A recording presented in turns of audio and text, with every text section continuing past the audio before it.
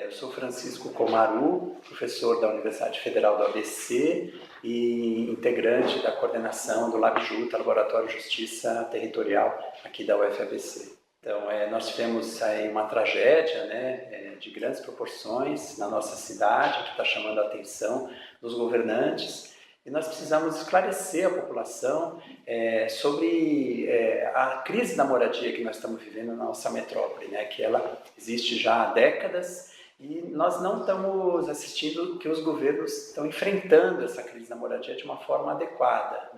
As taxas de crescimento da população que mora em favelas, que mora nos cortiços e nas ocupações e loteamentos clandestinos irregulares, têm sido mais elevadas do que as taxas de crescimento da população como um todo, e as ocupações são uma forma alternativa de moradia que a população de baixa renda, que não tem condições de pagar um aluguel formal do preço de mercado, é uma alternativa que a população encontrou para poder se abrigar, para poder resolver temporariamente o problema da moradia e também, ao mesmo tempo, pressionar os poderes públicos por políticas de habitação em regiões bem localizadas, próximo do trabalho, próximo da infraestrutura, próximo dos serviços de transporte. Isso também é muito importante para a população de baixa renda. Então, num país tão desigual que nem o Brasil, políticas de habitação que possam assegurar a moradia digna em áreas bem localizadas é uma forma muito importante de inclusão e de reparação das injustiças e da exclusão histórica que a população de baixa renda sofre, Porque aí você permite que a pessoa e a família possa estar incluída na cidade, próxima do trabalho. Às vezes a pessoa gasta metade do salário só com o custo do transporte. Se você mora perto do trabalho, você já economiza bastante dinheiro, Então a população de baixa renda procura se abrigar perto do trabalho, nos cortiços ou nas ocupações. O poder público tem dado respostas ou insuficientes, ou contrárias a essa manutenção e a inclusão social das famílias na região central, ou no caso da cidade de São Paulo, Nós temos uma dissertação de mestrado que foi feita pelo Benedito Barbosa, o Dito, Ele fez um levantamento que desde 1990, 89 e 90 até 2015, haviam sido produzidas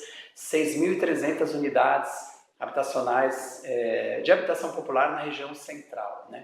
6.300 em 25 anos numa metrópole que nem São Paulo é muito pouco, Dá uma média de 250, 200 e poucas por ano, É pouquíssimo. E a região central apresenta baixíssimas densidades populacionais. Se a gente comparar, por exemplo, com Brasilândia, com Cidade Tiradentes, com Diadema, que tem altas densidades. Quer dizer, a gente tem uma infraestrutura historicamente construída, muito densa, de metrô, de hospitais, de universidades, de escolas, de creche, de centros de cultura, etc. E muito pouca gente ainda morando, É como se a gente fosse organizar uma festa e a gente fosse alugar uma casa, fosse construir uma casa nova para organizar uma festa, sendo que já tem tanta casa para a gente poder organizar uma festa. Quer dizer, a gente tem uma cidade toda construída que a gente não usa e os governos contribuem para a expulsão da população de baixa renda dessa região que tem infraestrutura e que poderia ser uma região que poderia abrigar e incluir essa classe trabalhadora que precisa da moradia, Então, esse evento que ocorreu, infelizmente com o prédio, ele traz à tona esse problema da crise da moradia estrutural que a gente vive. Precisariam ter políticas estruturais, políticas públicas de habitação para a região central, um conjunto de programas para a região central, que começasse, por exemplo, retomando a questão da função social da propriedade, os proprietários que possuem imóveis que estão vazios, prédios vazios e terrenos abandonados, galpões de fábricas, são milhares no centro de São Paulo, muitos imóveis que não cumprem a função social. Nós temos instrumentos do Estatuto da Cidade, temos o plano diretor, temos aí formas de atuar para pressionar esses proprietários a colocar esses imóveis no mercado, e o governo precisa produzir, precisa ter uma produção na forma de reforma dos prédios, por exemplo.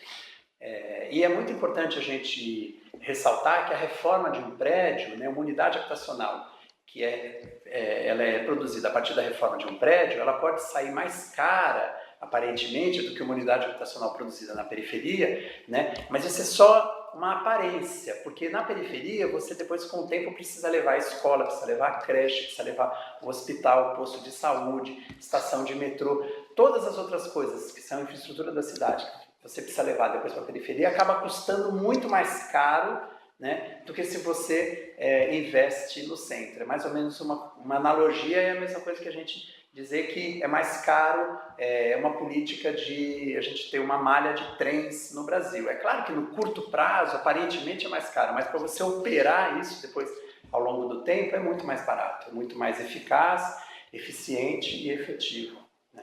A mídia acho que tem dado muito pouca atenção, né? Lógico que agora, nessa semana, com o que ocorreu, virou um assunto, né? Virou uma pauta nacional e até internacional, né? Mas a questão da crise habitacional, e a professora Hermínia Maricato fala da tragédia urbana, né? Da tragédia urbana, não tem aparecido como uma questão central na agenda do país, né? Nas políticas públicas do país, como uma questão estratégica do país, e nem dos governos, né? A gente percebe que, mesmo do ponto de vista orçamentário, né, já tem havido uma priorização muito pequena. Ao contrário, né, as ações, às vezes ocorrem investimentos, né, e a mídia também acaba dando alguma atenção, mas muitas vezes é para discursos que vão no sentido contrário, né, a esse que a gente está preocupado aqui, que é de promover algum tipo de justiça social na cidade, né, justiça territorial. Quando os movimentos ocupam, né, os prédios, a gente já ouviu vários relatos disso, o caso da ocupação da Mauá, né, eles encontram, né, prédios que estão, por exemplo, há mais de 10 anos, há décadas fechados, e lá dentro tem rato, barata, entulho, lixo. Você imagina a quantidade de inseto, mosquito, né, vetores de doenças, de problemas de saúde pública que tem dentro do prédio. Eles passam semanas, às vezes meses, limpando o prédio, né? Dezenas de caçamba de entulho são retirados dos prédios, né? E eles começam a fazer reparos, né? Então, equipes de eletricista, de encanador, de carpinteiro para reparar os telhados, né? Então, na verdade, o que os movimentos estão fazendo, eles estão ajudando a reciclar, né, a reformar pedaços da cidade que foram abandonados. Então, detonados e não têm função social, são foco de doença, né? Porque na medida que o Dória falou que chamou de facção criminosa, né, é muito grave, porque ele, né, um cara que tem uma visibilidade como ele, que foi prefeito, né, e aí generaliza. Né? E tem os movimentos extremamente sérios, né? São super sérios, assim. E lógico, mas nem todos os movimentos não são todos iguais. Tem prédios também que são ocupados por grupos que são muito pouco organizados, que não têm uma organização boa. E tem os movimentos que são do campo da reforma urbana, né? que não ocupam prédios só para virar um abrigo provisório e acontecer o que aconteceu, e de repente se pegar fogo a liderança foge, alguma coisa assim. Tem prédios vários, né? Prédios que foram ocupados por movimentos de moradia que têm um compromisso com a reforma urbana, com a pauta do direito à cidade da reforma urbana, né? Lideranças que participam de encontro da ONU, são note speaker de encontro internacional da ONU, assim, pessoas reconhecidas mundialmente, que estão nos movimentos de moradia, que ajudaram a desenhar políticas públicas nacionais. Então são movimentos de moradia que têm muita responsabilidade, experiência e responsabilidade, né? Então eles ocupam prédios sabendo exatamente onde que eles querem chegar, as reformas que têm que ser feitas, as condições de segurança que tem que ter,